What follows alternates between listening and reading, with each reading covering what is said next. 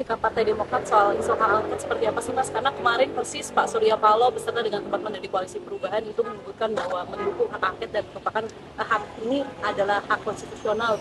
Partai Demokrat sendiri mendukung atau seperti apa? Saya tidak melihat ada urgensi ke sana.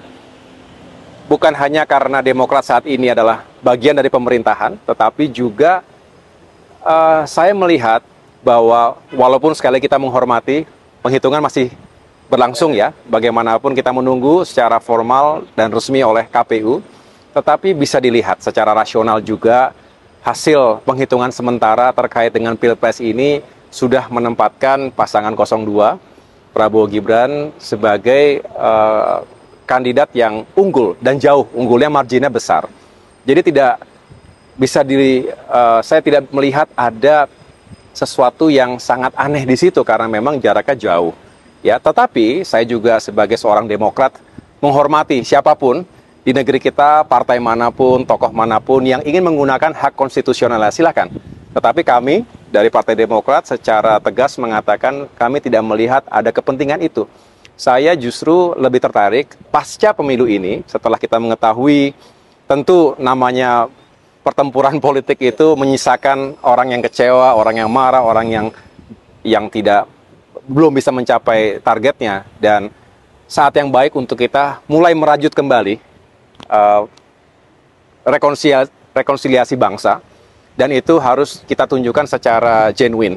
Mengapa? Karena kita ingin Indonesia tidak terlalu lama terjebak pasca pemilu ini dalam urusan-urusan yang juga tidak produktif bagi pembangunan bangsa. Kita berharap 8 bulan ini menjadi masa yang penting.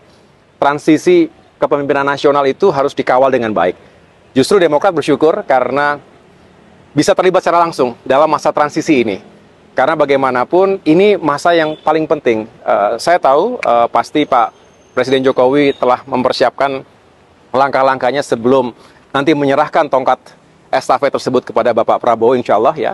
Dan sebaliknya Bapak Prabowo juga punya niat yang baik untuk menyiapkan dari sekarang apa saja yang harus segera bisa dilakukan. Ingat, janji kampanye itu untuk ditunaikan. Dan ada hal-hal yang bisa segera kita capai, ada quick wins yang harus kita juga tunjukkan kepada masyarakat, tapi juga ada yang sifatnya lebih jangka panjang. Ini juga perlu kita jelaskan karena tidak semua bisa terjadi dalam 1 bulan, 2 bulan, bahkan 1 tahun pertama. Tetapi dengan semangat yang kuat, saya rasa transisi ini bisa berjalan dengan baik dan pada akhirnya setelah Pak Jokowi, Pak Prabowo siap untuk melanjutkan itu semuanya.